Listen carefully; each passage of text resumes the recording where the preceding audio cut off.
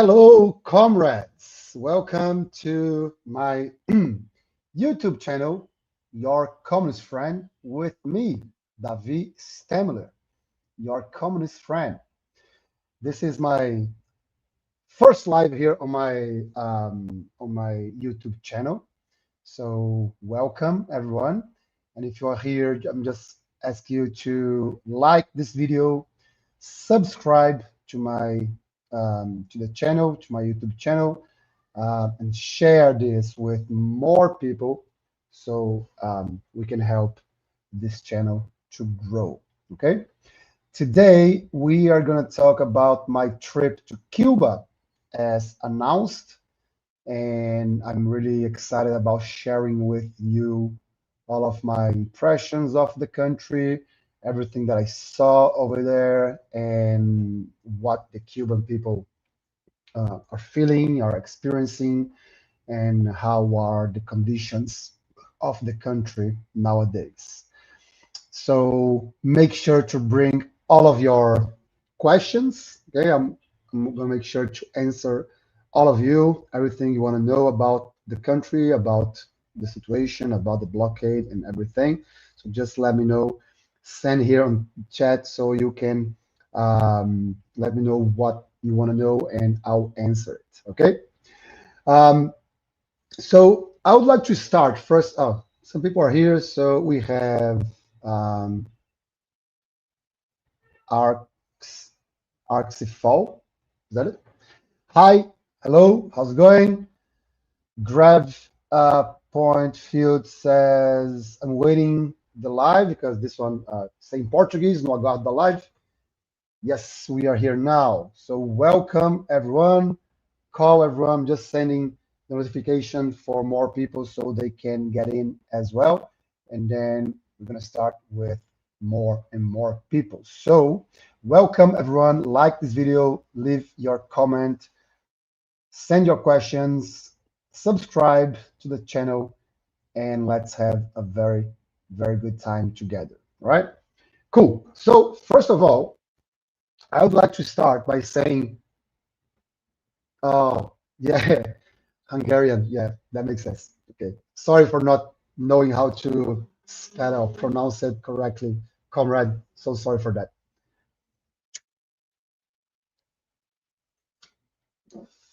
Um, Also, sorry for starting a little bit later because I was solving some technical problems with my camera because sometimes my camera just decide not to work. Okay, yeah, that's her mood. It's not like anyway. No worries, Philip Can. Thank you for coming, comrade. It's great to have you here. So I would like to start by saying, as you know, just give you some context. As you know, I went to Cuba. Um, from August 8th to August 15th. We stayed there for a week from Saturday to Saturday. And what happened was we went there for a humanitarian mission. So we went there to bring donations for um, of different goals. All right. So how this trip started actually. So in our group of comrades, we had seven comrades in this mission in this group. Um, we all went with our own resources and with our own conditions. Everything that you guys donated, everything that we got went to the people of Cuba, right, for the donations, and we left all there. Okay, so we didn't use the money to buy our tickets, like that wasn't a thing. We used all the donations for the people of Cuba. So what happened was one comrade of this group called João Pichilo, he he was in St. Petersburg, right, for an event over there, and he met René Barrios. René Barrios is the director of the Fidel Castro Rus Center, which is the center to keep the memory of Fidel Castro alive and tells all his history and has lots of things I want to share here with you. some of those things. I'm going to share the photos and I'm going to show you the photos and the videos. So you're gonna see pretty much everything that we saw over there. So João Pichilo met René Barrios, and they became really good friends, right? So in this trip, René Barrios told to João Pichilo, which is a comrade of mine here from Brazil, that they were in need of reestablishing the printing and scanning capacity of the Fidel Castro Rus Center, because of the blockade, Cuba doesn't have the conditions to fix anything, right? Because one, the machines are very old, and two, they cannot import anything from outside, right? So they cannot import parts to fix anything. So René Barrios told that to João Pichilo, and João Pichilo said, "All right, this is my task. Let's make it happen." So Pichilo got back to Brazil, and he contacted another comrade called João Carvalho, which they are both YouTubers, communist YouTubers here on YouTube. You can find them easily. They are amazing, but their channel is in Portuguese, but they are amazing, right? They are true reference of mine, including. I learned a lot from them. So when João Pichilo contacted João Carvalho, he said, "Man, we need to do this. We need to reestablish the printing and scanning capacity of Fidel Castro Rus Center, because they cannot printing books anymore or scanning books anymore to make like digital literature." And João Carvalho said, "Cool, let's make it happen." So João Carvalho started to look in Brazil for these parts, to find these parts and buy these parts to bring to Cuba. However, the printers and the scanners are very old, right? They are very old models. So it was impossible to find everything in Brazil. So João Carvalho, that used to work for Itamaraty, which is the foreign minister of Brazil, he started to search in other countries. So other countries in South America, in the US, in Europe. So he found pieces in Europe, the US, Latin America, Asia. So he imported all these parts from everywhere around the world to Brazil, so he could pack it up and take to Cuba. Once they did that, they didn't stop there. They started to gather more money to now bring as much medicines or medications we could. So we started to make a campaign, an online campaign to buy medicines to Cuba, right? And with this campaign, the medication campaign, we managed to take 80 kgs of medications to Cuba. In pounds would be 170 pounds of medications to Cuba. It was a huge amount of medications to Cuba. So now we had to decide when to go, right? And after Trump's announcement, after Trump said that he would enhance the siege around Cuba, René Barrios, the director of the Fidel Castro Rus Center, contacted João Pichilo and said, "Man, I don't want you to come because we don't know what's going to happen, and I'm afraid that you guys are going to suffer something when you're here, and maybe you guys shouldn't come." So that's René Barrios. He was worried about us, right? And João Pichilo said, "Fuck off." He said, "I don't care." And that's a reason that makes us need to go even more, right? Because you guys need even more. And we don't care about the consequences. We are just going. So that was how this trip was planned, and how was what happened before we go to Cuba. But then to decide the dates to go, because the first the first plan was to go on May, right? But then we had to wait for some parts, and the situation was a pretty messy, so we postponed to July. But then Hannibal said, look, from 8 to 15 of August, we are doing the celebration of the Fidel Castro's centenary, right? If Fidel was alive, he would be making 100 years old last week. So we said, cool, so let's go in this week. He said it'll be even better because we're gonna have lots of delegations from everywhere around the world. We're gonna have more tourists. The city will be like a little bit better, and then you come over in this time. All right. So that was the prequel of this trip, right? Then the time come for us to go on the 8th of August.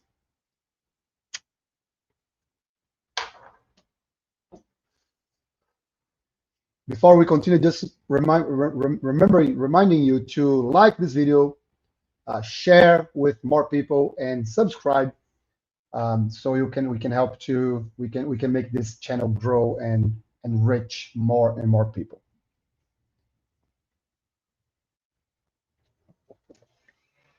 So when we were going on the 8th of August, we had one group, but we were split it in two groups. One group going from Rio de Janeiro, and another group going from Belo Horizonte, which are two capitals, so two big capitals here in Brazil. One group were taking all the other parts of the printing, the printers and scanners, and other group was bringing all the medications. That's right. Yeah, thank you, man.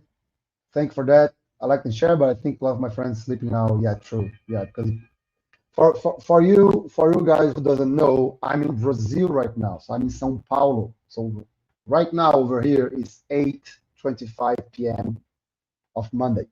So some places around the world are, like later at night, so people are probably sleeping. Hey man, what's up? How's it going? Thanks for coming.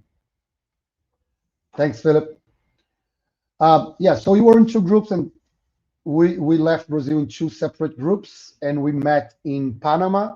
So we met in Panama, and in Panama we got together and we took the same flight to Havana.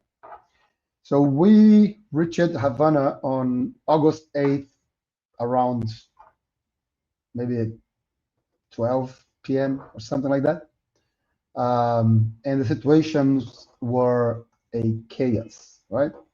First, because I don't know if you know that, but Cuba is suffering an extreme blockade from the U.S., right? Economic sanctions, blockades, nothing goes into the country other than people bringing with them.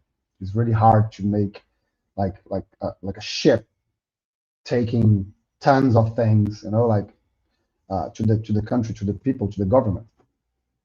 And I don't know if you know that, but Cuba relies a lot on oil, on petrol, to run its electricity. So Cuba doesn't have massive dams. Cuba doesn't have massive thermoelectrics. Cuba doesn't have massive wind electricity camps.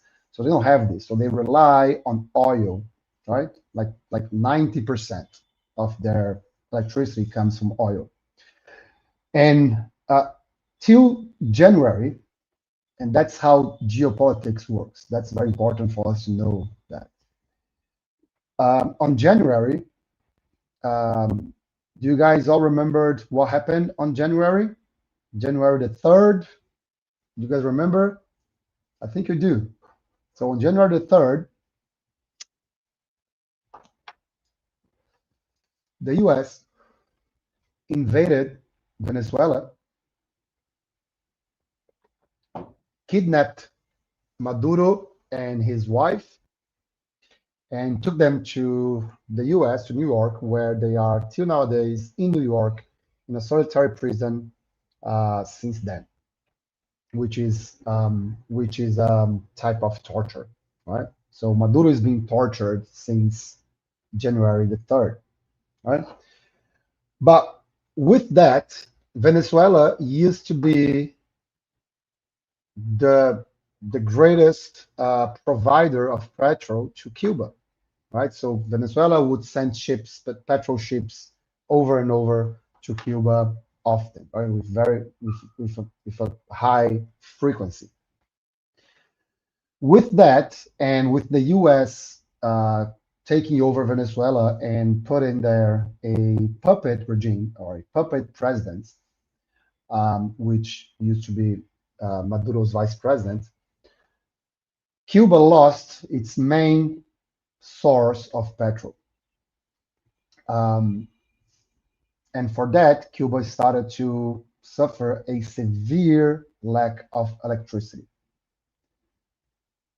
So when we got to Cuba, when we got to Havana in the airport, first, the Havana was like 35 degrees on the shadow, right?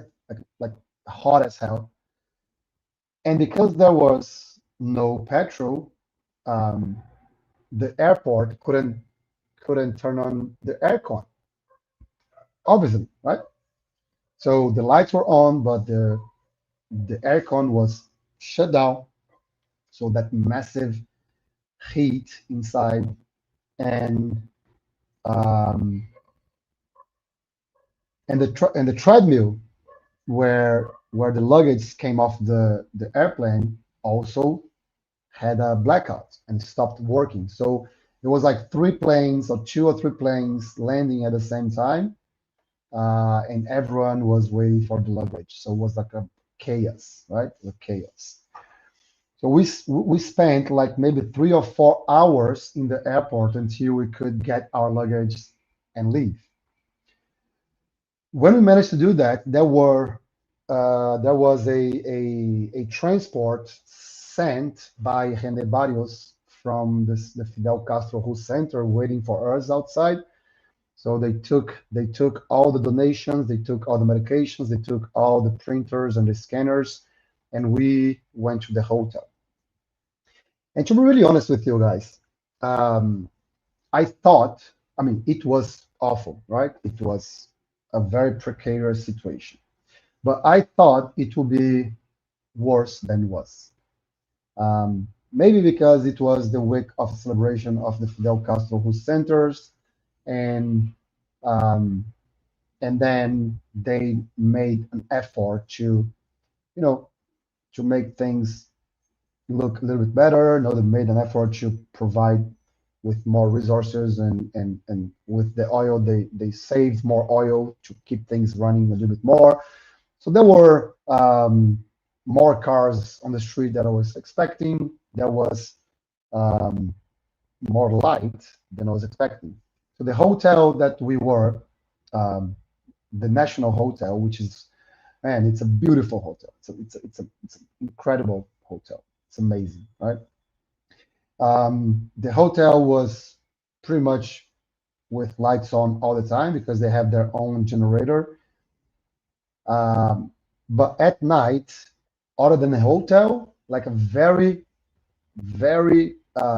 spare, um, very spread points of lights in Havana. Havana was in the dark pretty much every day, right? Every night in the dark. So right now, the Cuban people has only 4 hours of electricity per day, right? So they have every day 20 hours of non-electricity. So imagine that.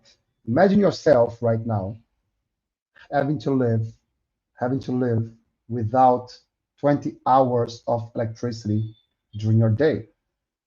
You cannot turn on the fans, you cannot turn on microwave, you cannot turn on the fridge to keep the food storage, right? So it's a very precarious situation, very precarious situation.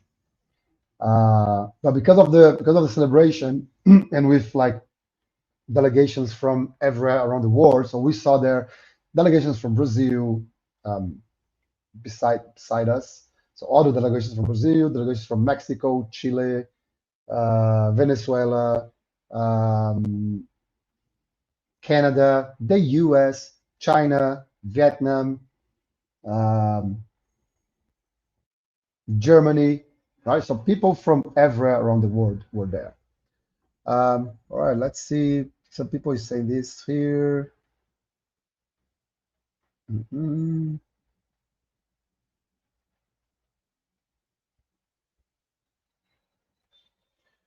The National Hotel is older than the revolution. Exactly. Yes, it is. Yes, it is. Uh, the hotel, the National Hotel, maybe was built right after Cuba. The U.S. started to colonize Cuba after the independence war. That wasn't an independence war because Cuba won the war, but then they just like switched. The colonizer was Spain, and then became the U.S. Right. So yes, it is. Okay, it's true there's sanctions, but not for that you should support a brutal one-party dictator. Oh my God. Oh, guys, we have here a capitalist bootlicker. The first one. I thought that it would take longer for them to arrive, but yeah, here they are. Oh my God, Jesus Christ. Okay, so um, this is a, oh, look at that. This comment here, this very comment here. This is the living proof of what capitalist propaganda does to someone's brain, right? They just stop thinking for themselves and just repeat what their owners tell them to say, right? So this guy here, Rafael Claros, this guy here, he's a parrot, right? He's a puppet. He just repeats what he's told. He never opened a book, right? He never did anything about that. He never studied Cuba's history. He never studied about socialism and communism. He just repeats what his owners tell him to repeat, right? So um, what happened is that the Cuban Revolution saved Cuba from the brutal dictatorship of Fulgencio Batista. If you guys want to know more, I'm making a series on my Instagram on the Cuban Revolution. I'm telling the history from 1868 to the revolution, right, to 1959, right? So just go there and check the history, okay? Because it's very hard to know it's very hard to see things like that from people that know shit about history, know nothing about history, right? Exactly. We should support Cuban government. Exactly. That's exactly. We should support Cuba's government to the end because they are um, they are one point of hope that we can have as revolutionaries from a country, from a people that can live and support the revolution and fight imperialism to the end, staying by 90 miles from the US. If you squint your eyes here, you can see Miami from Havana. So that's how heroic Cuba is. Cuba is full of heroes. It's full of fighters, and we should support them to the end, right?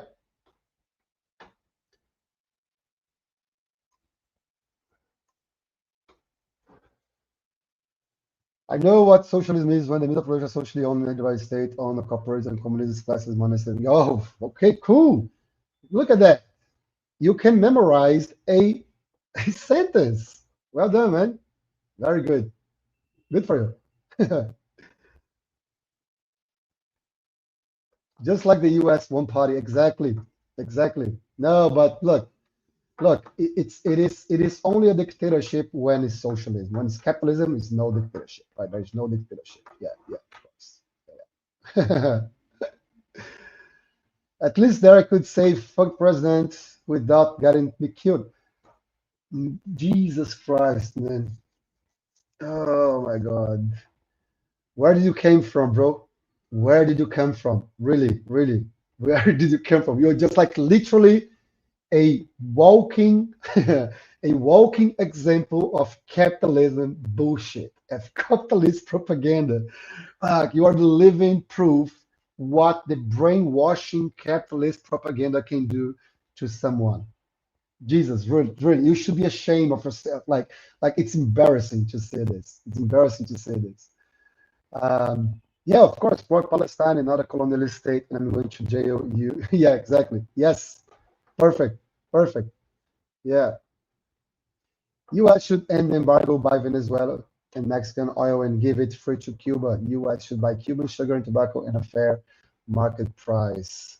It's not option two, but that's going to happen. That's not going to happen while we have Democrats and Republicans in power in the U.S. The U.S. has to need a revolution. The U.S. need desperately a revolution. Anyway, after we all left left of this capitalist bootlicker that just arrived, let's get back um, to what we are talking about. I'm gonna try to show you guys. I'm gonna see if I can show you pictures and uh, pictures from Cuba. So I think it'll be better if I can just use the pictures to illustrate what was happening over there. Let me see here. How do I do that? I think it's here.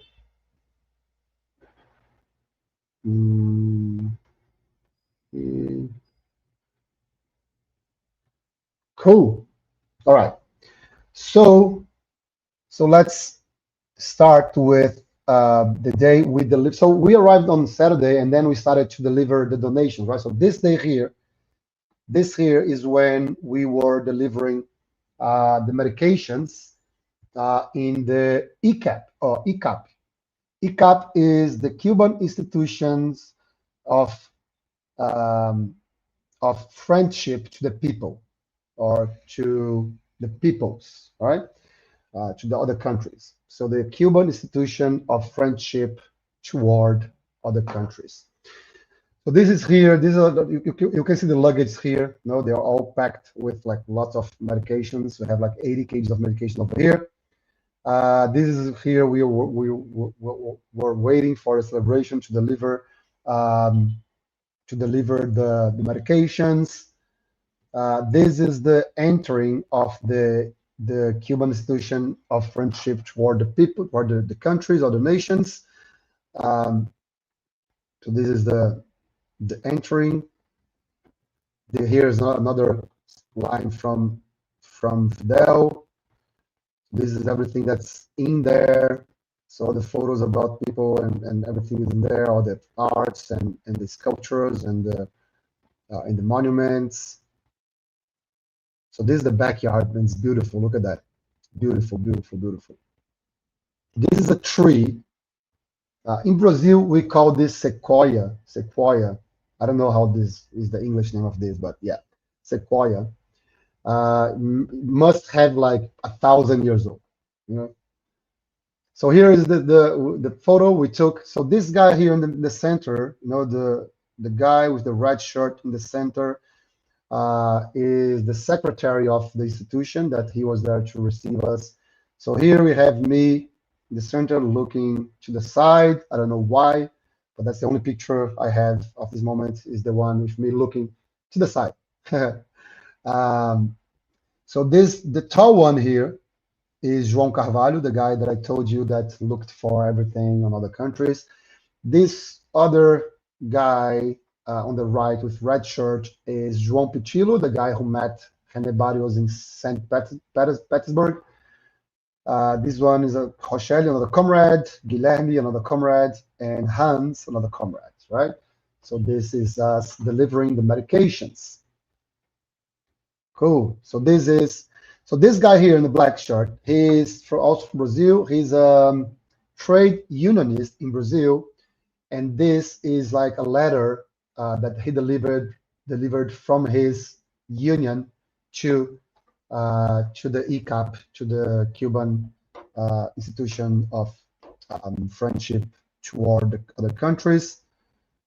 This is me here in the back, just waiting. Lots of pictures of this one. Oh, cool. This is another sculpture. This is Jose Marti. And those are photos about the photos of the location. That's beautiful. Beautiful. Look at that. This is the backyard. This is the back view of the house where the center is located. Cool. Then we went to deliver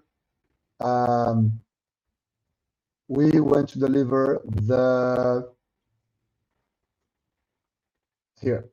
deliver the scanners and the printers in the Fidel Castro Who Center. All right. Just let me see here. Just give me a second, guys.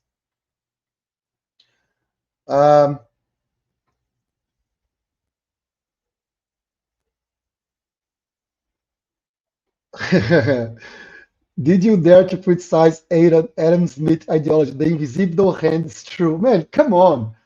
Jesus, this theory, never worked.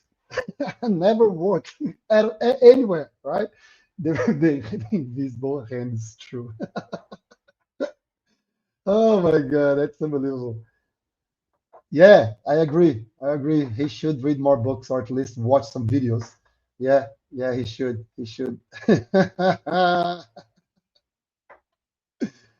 Oh my God. Jesus Christ. Yeah, he watches more Catholic bootlickers than exactly. Yeah, he does.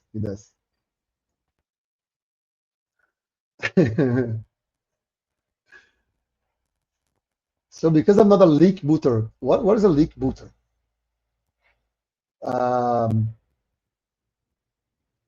No, bro, the thing is like the simple fact that you call them Marxist Leninist dictators, it means that you are a capitalist bootlicker. Simple as that, right? The simple fact that you call Marxist Leninist presidents and leaders, you call them dictators, just makes you literally a capitalist bootlicker because you know nothing about what we're talking about, right? nothing at all. Jesus Christ. Okay, let's go back here. Oh my God. Let's go back here. So this is us getting to the Fidel Castro Who Center, right? In which we delivered the printers and the scanners, right? Oh, let me just take this off here. So this is the entering. No, this is the Fidel's signature, like the real one. So they just did that after, he passing. Lots of photos of the entering. And then we made a tour, right? A tour on the Fidel Castro Who Center. So we had seen all the rooms and all the arts they have there. Here are some medals that Fidel Castro won from different countries. So look, the medals that had he was presented, he was gifted from other leaders. This is the only statue, and that's a very interesting history. So this is the only statue that exists of Fidel in whole Cuba. Actually, yeah, in whole Cuba. Because Fidel never wanted to personalize the revolution in himself. So he never allowed people to build or to make statues of him, right? So this is the only one that exists and is inside the center. It's never public, right? It's inside the center, and that's the only one. There is no other Fidel Castro's statue around Cuba because he never wanted to personalize anything in himself. And even today, there is a law, there is a constitutional law that forbids uh, people to have Fidel Castro's statue, um, so they could like keep up with his will. And then his passports, another meeting room. It's very beautiful over there. This is Jose Marti. If you guys don't know what is Jose Marti, Jose Marti was the guy who fought for the Cuban independence in the necessary war, right? So he was like, so in Cuba they have a saying that Jose Marti promised and Fidel Castro made it happen, right? And if you guys want to know more about Jose Marti, there is a series on the Cuban Revolution on my Instagram, and you could go there and check. In the first episode, I tell more about Jose Marti, but then I'm thinking of making like a longer video about him because he has a much more detailed history to be told. No, Rafael, I didn't ban you. You can keep saying the nonsenses you want in the comments. That's fine. It's fine. Keep it up. So this image, it turns into Fidel Castro. Like it's very cool. I don't have the video here, but it's very cool. So this is the clothing that Fidel Castro used to use. Here's some history about his childhood and not more clothing. This is the very famous one that he used to use on this gala. Can I say gala, or maybe more fancy events or diplomatic events? That's a better way. Diplomatic events in the UN or on other countries. More history about him. This is a very it's a very cool room because here you see lots of speeches of him, right? And you can actually choose the one you want to hear, you're going to watch, and then it goes on all the TVs at the same time. This is used to be his personal library that he used to have at home. It was his personal library. Those are letters that he wrote to different people. This also, no, this one's Che Guevara. Look, young Che Guevara. Look at that. Another photos, historical photos. This is the uniform Cuban doctors used to use during COVID, right? Because in Cuba they are considered heroes, very different of different countries, right? But in Cuba they are considered heroes. So Cuba prides itself to export doctors, while the US export bombs. Yeah. More historical photos. So this is Fidel with Malcolm X, guys. Look at this. Look at that. It's a very nice photo. Another photo of place. Fidel Castro, who's center. This is a very nice sculpture because this is Fidel Castro in the center. Here we have Che Guevara on the left, and on the right is someone that people normally doesn't know. So on the right we have Camilo Cienfuegos.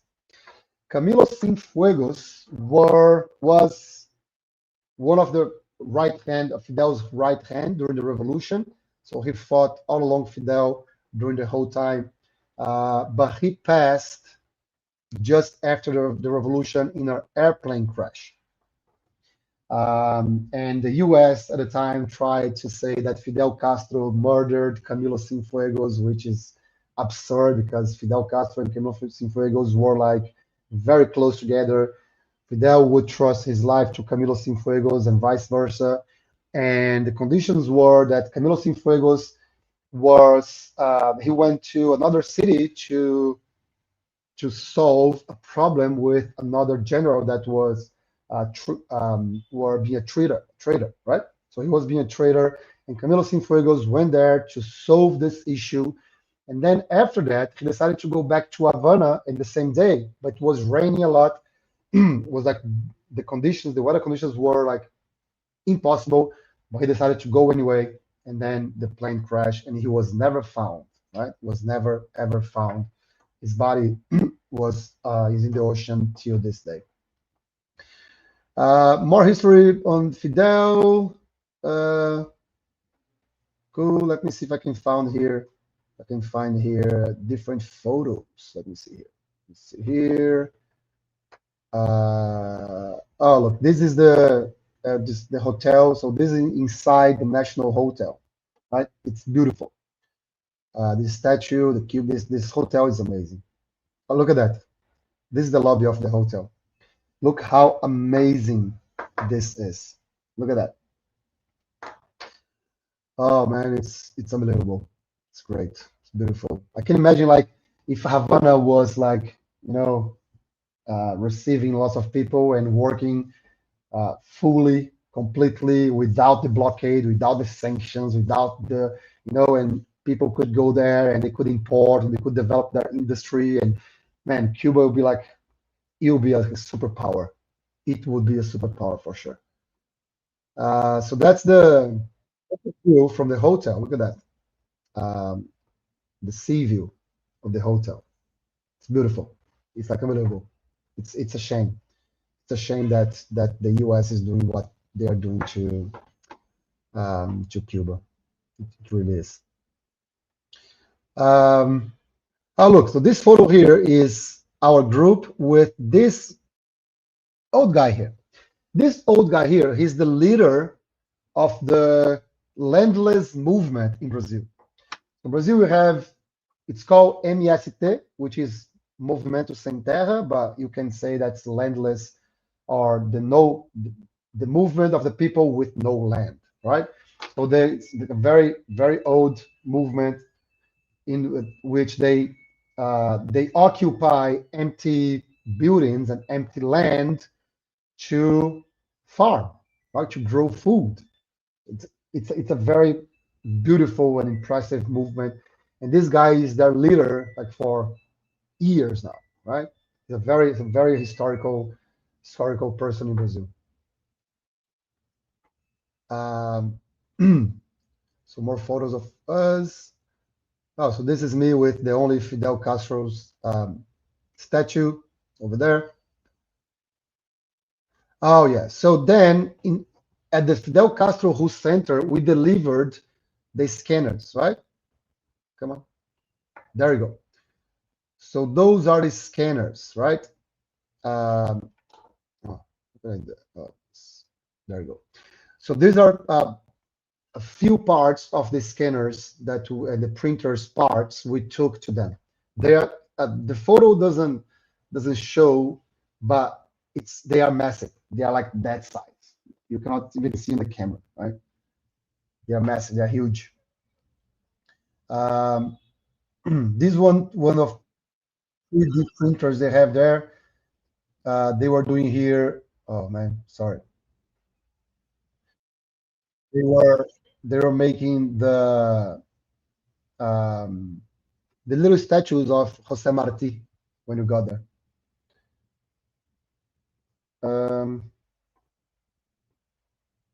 So this is a very famous picture of Fidel Castro and in his office. So he would have always Jose Marti, on top of him to show that Jose Marti is the one who should be praised, and he was just like following his steps.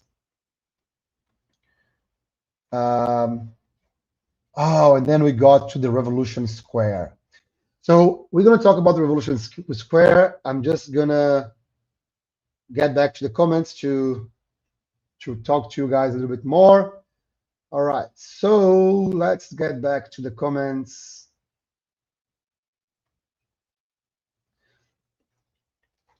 Yeah, so it was a gift, right? It was a gift that they decided to keep, but in a closed space, right? Because the gift was made, I don't know if from Africa or something, that they decided to keep it, but it's not possible to have anymore. Pa, pa, pa. What? Landlords are cringe. Did Marx dare to criticize them? Of course. What are you talking about? Of course they did. Oh my God, not our little bro. You think saying 6, 7 is stuff. What are you talking about, man? What's wrong with you? Yeah, exactly. What are you talking about, Rafael? Of course, Jesus Christ. Oh man. Okay, okay. Let's ignore him. Let's ignore him because it's absurd. Right. How expensive is Cuba? I want to travel to the hotel prices are cheap. Food right now it is cheap because they are like wanting to receive more and more tourists. Uh, so the travel, like the flight tickets, we paid maybe 5,000 Brazilian reais, which would be maybe 900 to $1,000 both ways, right? But Brazil is further away from Cuba than the U.S. So maybe from the U.S. would be like way more cheaper for sure. The hotel we paid for 7 days, we paid maybe $290, which was very cheap. And things over there like a meal, you can find like a very good meal for $5, $6, $4, depending on where you go. You're gonna have like the more famous, like if you go to Havana 21, which is maybe the most famous restaurant over there, you can pay like $13 to $14 in a meal. But normally you can find like food for $3, $4 meal, right? That you can eat really well.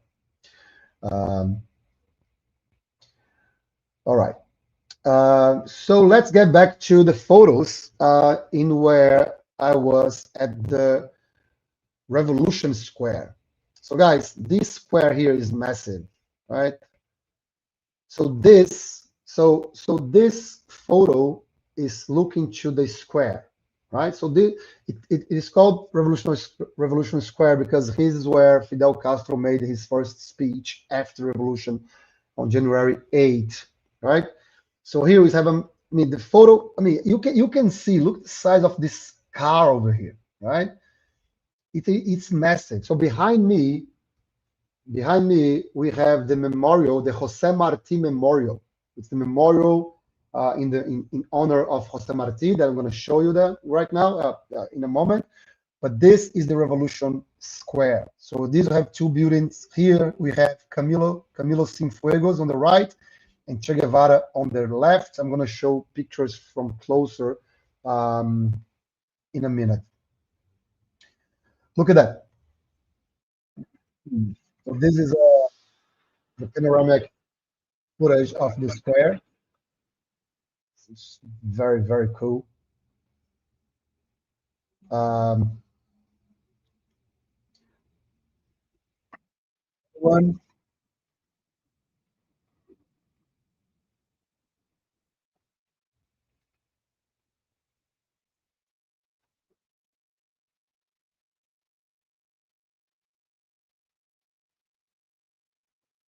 and this is the Jose Marti Memorial. Look at that.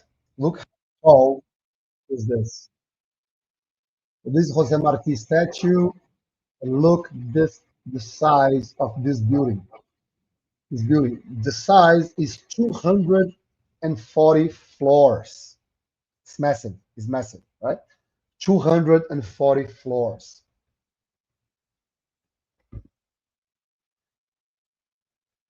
So this is a photo of me and two comrades on the Revolution Square, and my beard was huge. So this is Jose Marti statue at the back, the memorial.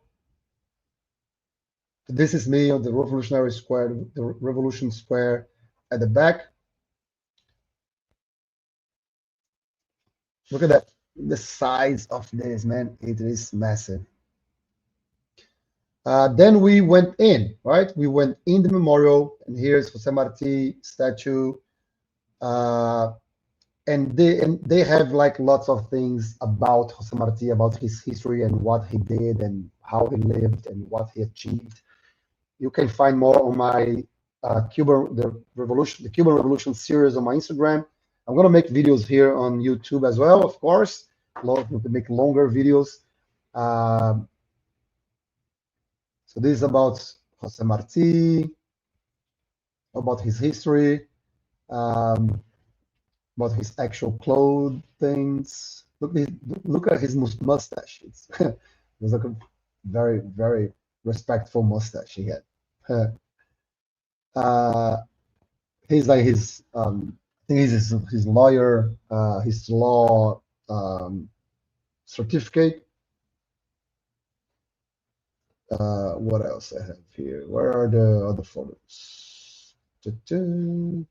Oh yeah, so this is school. So this here, these are drawings in from kids, right? And kids will draw lots of these things, and they will, they'll put there on the memorial. So I have lots of photos of Fidel and Jose Marti and all the kids, and they have also, paintings as well, beautiful paintings about, Fidel and Jose Marti. They actually do like a selection, like a nationwide selection, right? And they put there the ones who win, and they keep changing over time.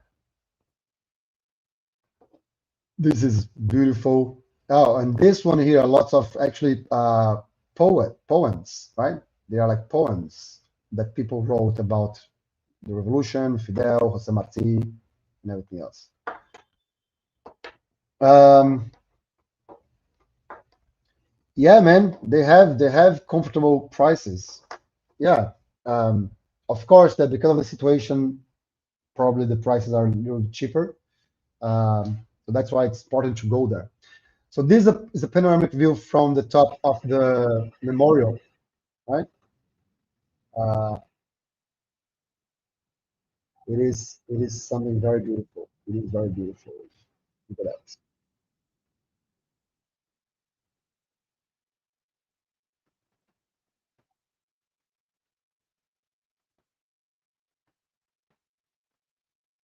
Cool. And then we have um,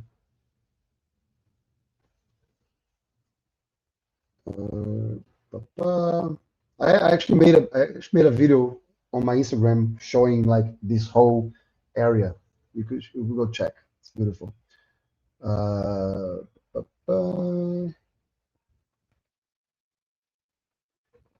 I just want to see the one that shows the Revolution Square from above. Oh, look at that. Look at the size of the square at the bottom. Uh,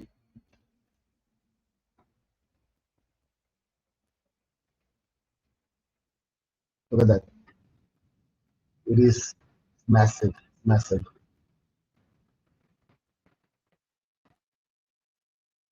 I do actually. I thought I had here the photo. Mm, maybe more because I do have photos of the photos that they have in the memorial. Look at that. Look at the size of this square. Look at that. Man, it is massive. Look at that. Look at how small the building is from the back of the square. So this is the building where we saw Che Guevara. So his famous. Um, no, stop it. No. Oh, Jesus Christ. Hasta la victoria sempre. To the victory always. I want to see if I can find the pictures of. Um, mm, mm, mm. Oh man, do I still have it? I don't think I will. Uh, just a second. Give me a second. Give me a second.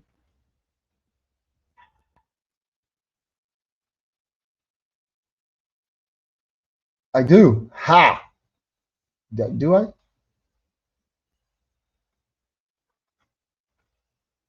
Oh man, I don't think I will. Oh, bummer. Anyway, this is the car that Fidel Castro used to ride. So it's a bulletproof car, and this car was a present from East Germany. And he used to have two identical cars, so people would never know in which he was, right? This car here, oh, where is it? Uh,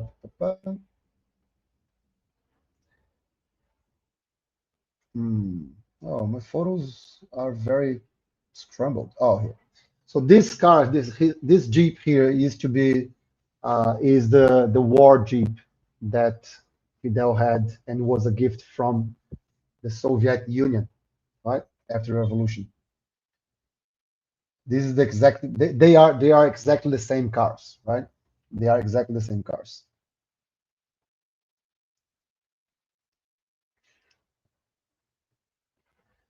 Yeah, true. Yeah, exactly. They are cleaner than New York, man.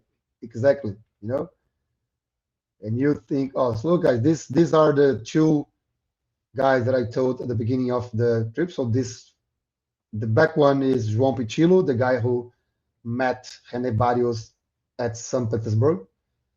And this one here is João Carvalho, the guy who gathered all the printers and scanners. Uh, cool. What else I have to show you guys here? So look, this is a church, right? So this is for Catholic bootlegs. Hey, in communists, there are no churches. They destroyed all the churches. You cannot be Catholic. You cannot be Christian. Bullshit, right? Yes, you can. This is a Jesus massive statue at top of a hill, right?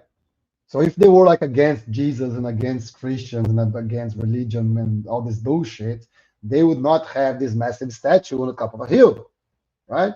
Come on, just think for yourself, for fuck's sake. This is the Denounce Museum in which they show all the murder attempts and all the attacks from the US to Cuba and Fidel Castro. Unfortunately, we could not get in because it was closed. It was a shame, but we managed to see from outside. Um, this is René Barrios, the guy, the director of the Fidel Castro Host Center, and he fought in Angola, right? He went to Angola to fight for Angola's liberation. He is from the Communist Party, and he's a very important person, a VIP of the Communist Party over there. This is one of the events we had in the celebration of Fidel Castro's centenary, where they showed the collection of Fidel Castro's 23 books he wrote, 23 chosen books that he wrote, of course. Look at this is massive. Look at that. People like were chanting Fidel. I don't think you can hear the sound, can you guys? But like they were chanting Fidel, Fidel, Fidel, because they are like they were all being paid to singing Fidel, right? As our friend Rafael would say, they're like being paid, or they're being forced to scream Fidel, Fidel. Oh my God, Jesus Christ. Um, this is me at the celebration. Those are all the flags of the countries that participate on the celebration. You see all the flags. Very nice. This is Havana's Capitolio. Look at that. It's very similar, right, to the U.S. Capitolio. uh, this is all the crew in a very, very famous bar or pub in Havana that's called Floridita. Floridita in allusion for Florida, right? And this is old, very much older than the revolution. Used to be a place where all the mafia guys, the mobsters, and everyone would go there and have fun while the Cuban people were in poverty. Those are some of the streets in the center. Look at that. Look at that. Beautiful. Very, very beautiful. Center, Havana Center. This is one of the bars we did go.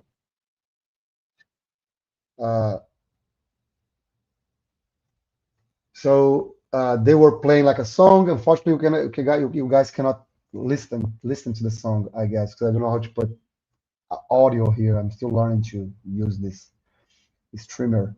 But look at that, it's beautiful. It's a very beautiful bar. It's very historical one as well. It's called Bodeguita. Bodeguita, because bodega in Spanish or Portuguese is like a place where you sell drinks and food, and you can have some live music and stuff.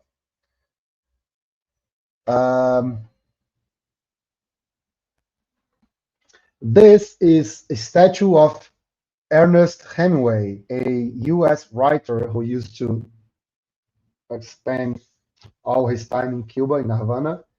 And this bar, Floridita, used to be the one that he would go and drink like 20 daiquiris and then go home drunk. There's a photo of him and Fidel Castro at the back. Another photo of center of Havana.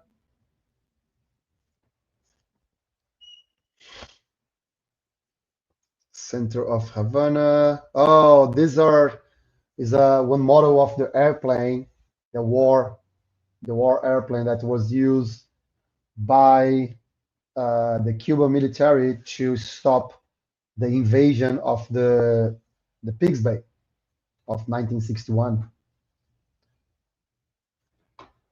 Those are other machines, other like cars and machines that they were used on the revolution. Those are the jeeps, the plane. Oh, this is a tank. Look at that, a different one. Like this is like the transporting tank, actually. I have a photo here of the very historical photo. This one. So this one here. So this tank is a replicate of the tank that Fidel Castro himself shot and sank a USS Houston on Pigs Bay during the invasion of the Pigs Bay, right? So Fidel shot and sank himself the USS Houston. Here, look at that.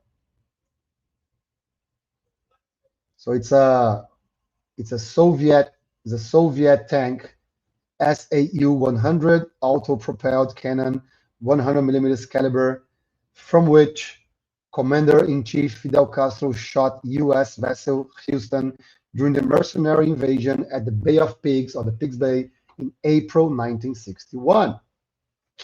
Cool, right?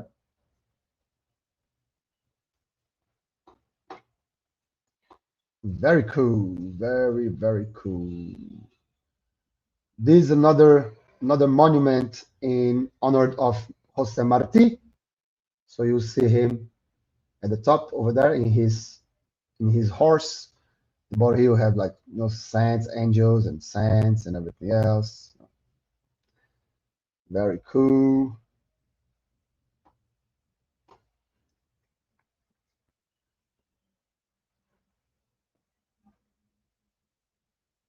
Oh, this is another monument for Jose Marti, but this is how he got shot, right? So he died on his horse, and he got shot on his horse. So this is like like the representation of him getting shot and falling from his horse. Look at that. See? Very cool. This is Rochelle, one of our comrades. Let's keep it up.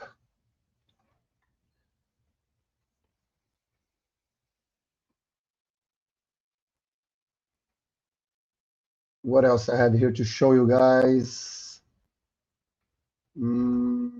Yeah, pretty much is that. Pretty much is that.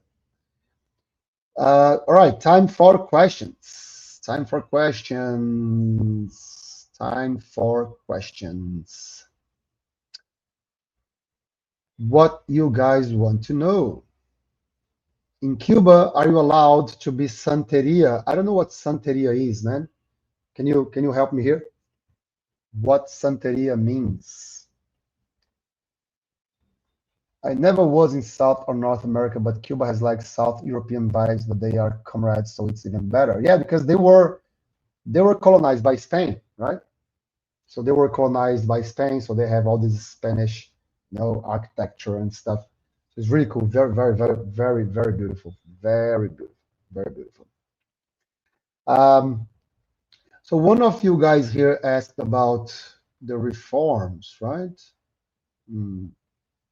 Look at that. They persecuted the Catholic Church. Come on, man.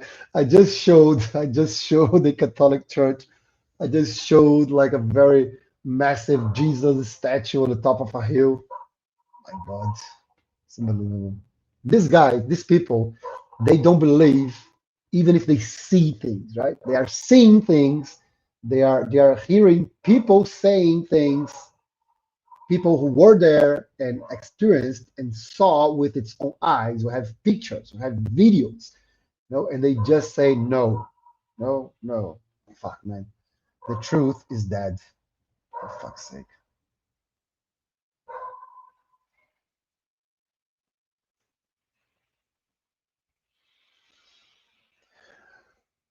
Well, Afro-Cuban religion base of the Catholic Church.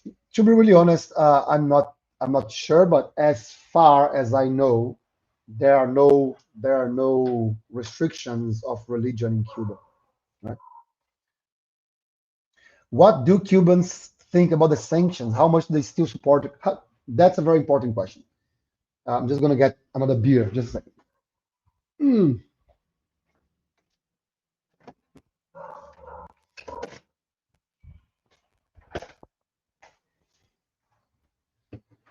So, what do Cubans think about the sanctions? All right, that's a very great question.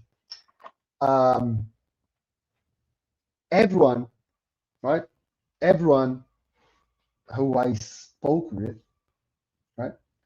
Every Cubans that I had the chance to have a conversation about what what was happening in Cuba right now and how they're feeling, all of them, without exceptions, know that uh,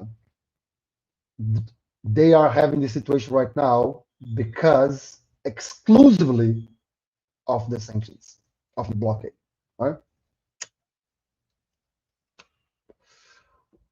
All of them know that. All of them know that. There's not even a discussion.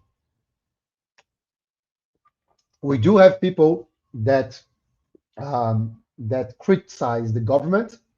We do have people who criticize and who have um, reservations about the government and who says that out loud, right? But they all have criticisms from the left, right? So when they say things about the Cuban government, because the government is not being leftist enough, right? So they criticize Cuba trying to negotiate with the US, for example, right? They criticize Cuba allowing some individual um, stores or businesses to have their own oil, for example, right?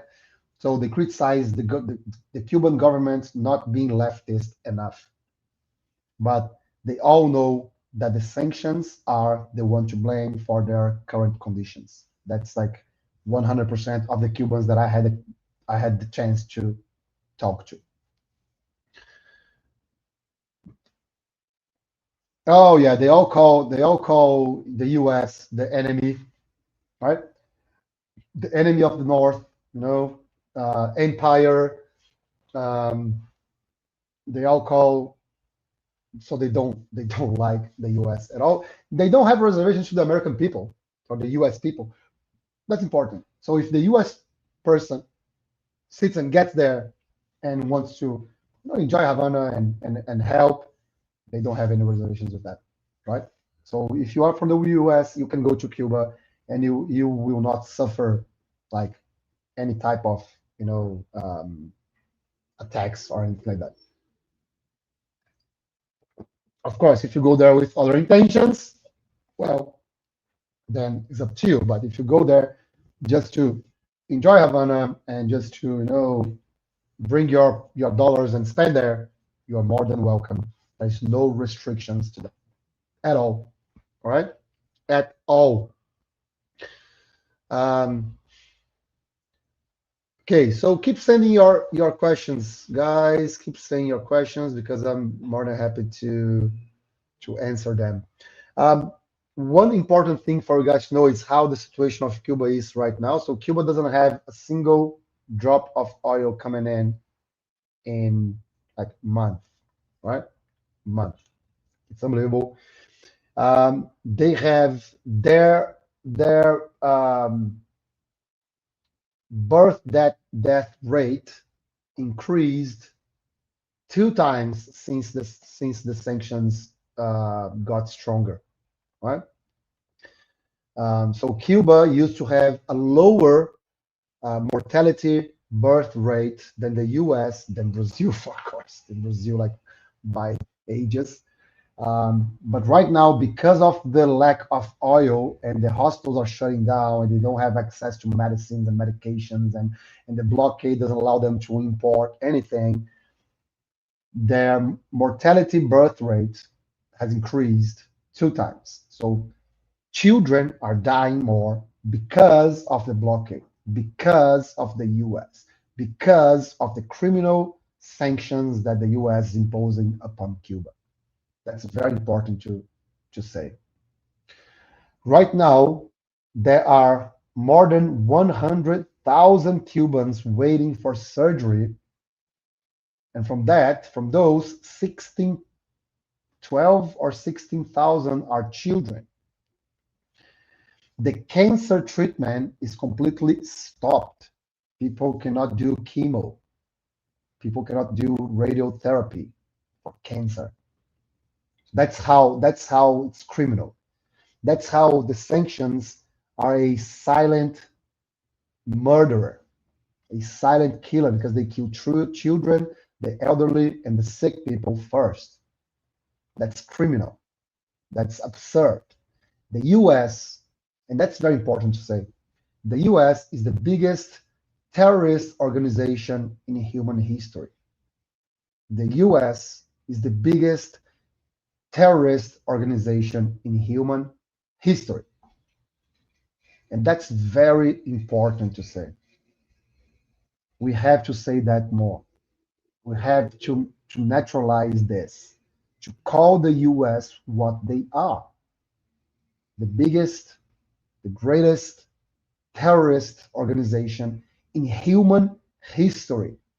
They have murdered, bombed, attacked, assassinated, destroyed, humiliated, raped more people and more nations and more cities and more countries than any other terrorist organization in human history.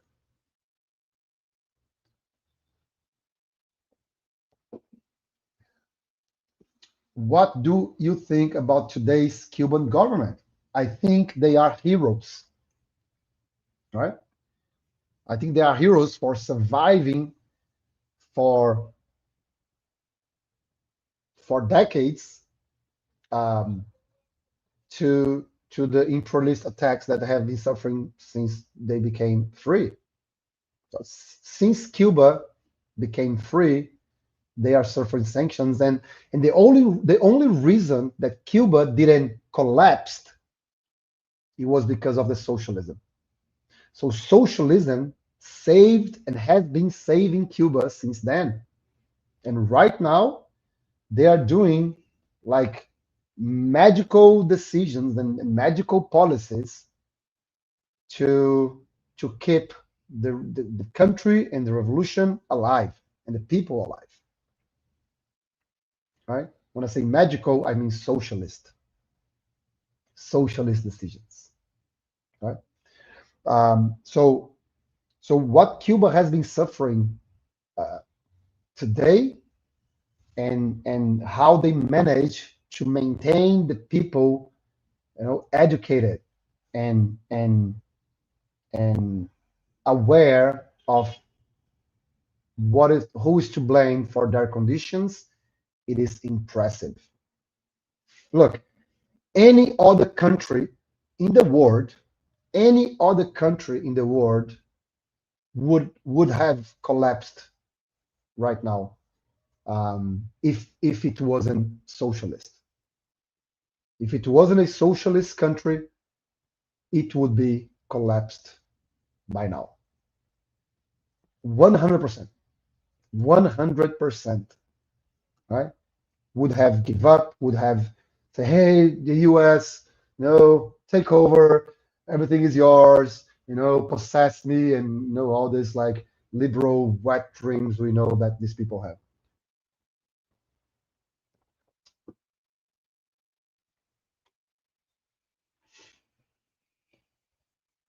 Yep, exactly. Yep, yep. Do you know that the Nazi Germany went to the US to learn what the US were doing to the black population, and then went back to Germany, and said, yeah, no, that's a little bit too much. So Nazi Germany looked to the US to learn from their actions toward the black community, took those things to Germany, but if something they said, nah, this is a bit too much. We cannot go that far. That's how the US, it's actually the first Nazi country we had. Not the first, but first was Poland, but yeah. So the US is is the teacher of Hitler. Look at that. Yeah, just a little bit of information for you guys. Anyway, alrighty then, guys. I hope you had a very nice time over here. I really did. It was amazing to have you guys here. I hope you had enjoyed. You have enjoyed. Um, I hope I could answer your questions, and thank you all for coming. And I hope to see you very soon here on my YouTube channel, or on my Instagram profile, or my TikTok profile, or my Red Note profile. You just follow me everywhere. Your communist friend, YouTube, Instagram, TikTok, and Red Note. Right? Let's make this revolutionary work grows and reach more people. It was amazing to be with you guys. I hope you all have enjoyed, and I'll see you around. All for the revolution.